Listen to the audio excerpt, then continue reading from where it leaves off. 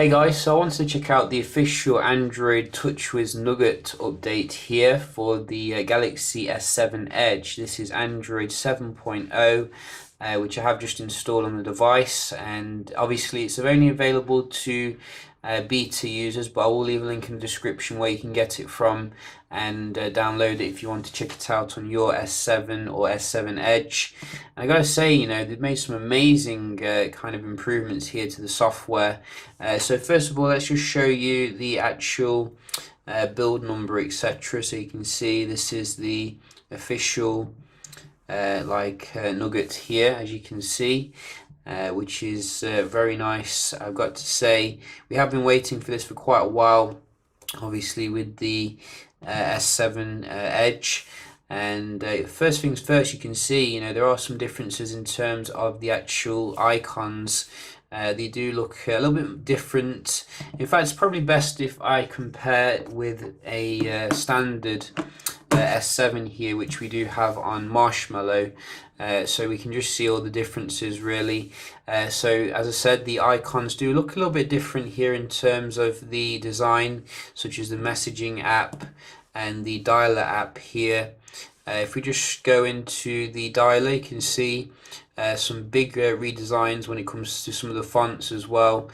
We have like a video button now, which is very useful if you want to do a video chat. And they've changed the tabs as well, the way that they do appear. You can also quickly search for things in the actual dialer app, which is very useful instead of having to go into the different tabs. Which that is pretty awesome. We do have on the messaging app, you can see again some differences here with the actual interface, but it's slightly more modest here, I think. I think you can definitely see though, in terms of the keyboard, there is some differences in terms of the actual buttons here. They look a little bit bigger, particularly when you're typing, and I'm assuming there probably will be some different emojis as well. You can see we do have quite a few here, but probably quite difficult to find them all, but you can definitely see there are some different categories down here with the Nougat version here, so that is quite nice. If we just go out of this and have a look at the actual notification area, again massive changes here. When it comes to the notification area, you can now pull it all the way down to get access to the different functionality.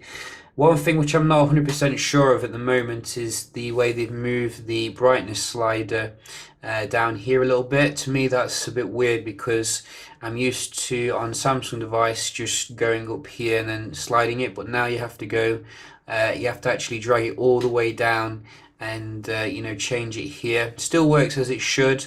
You also have a little warning there if you want to go too high. It warns you about your eyes, which could get annoying, but the actual buttons here, you can see, look a little bit more like Nougat now, which is nice. It's not horizontally facing. I'm assuming you can change things as well if you want to. So you've got complete control here of all your tiles, etc., which is very nice to see. And if we go into the settings, let's just go put that on the max there and have a look at the settings. So again, massive differences here in terms of the UI.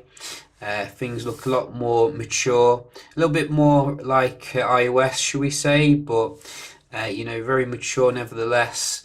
You still have pretty much everything that you know and love from your previous Marshmallow build, but we do have some additions now, such as a blue light filter.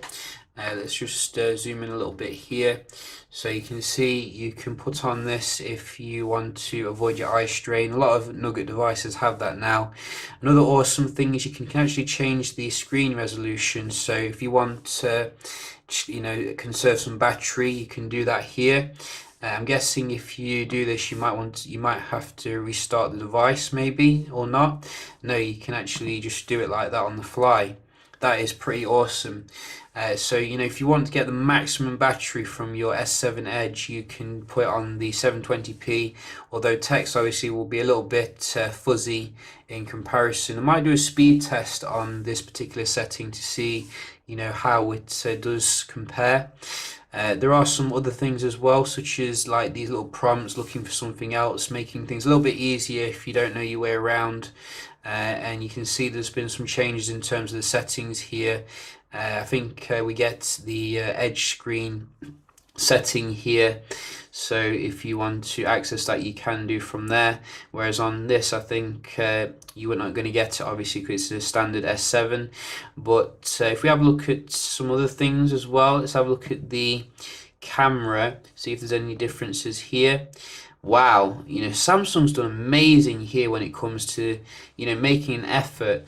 Many manufacturers don't really make an effort nowadays when it comes to Android, but you got to give Samsung credit here. I mean, look at this. This looks completely different again. So basically, you can see we're getting a setting here which you can get access to everything, and everything's there, like your Quad HD and stuff. So I think you could obviously get access to things here as well, but I don't think we have. I think you have QHD, but you don't have. Oh yeah, you do. Sorry, that's my mistake. So you do have everything there as expected. So let's just try and take a picture here. So let's see if it looks pretty similar to before. Yeah, so you can see it's quite similar to before here. Looks like they've changed the gallery app a little bit, so it you can quickly access things quite nice and edit them on the fly. You can see the editing is also a little bit different. I'm guessing it's getting some of these things from Nugget here. And obviously we do have a quick access to the video recording as well. So that is quite nice. HDR setting is over there, and also if you swipe to the right, you then get access to all your settings such as live broadcast, etc. Pretty awesome if you ask me. They've really changed things up here, made a nice fresh experience. It's like getting a new phone all over again. Other manufacturers definitely need to take note here. So in terms of the other stuff, let's have a look to see if we can see anything. Do we get the Google Assistant? I'm not 100% sure if we do. So we're just going to have a look. So let's get started.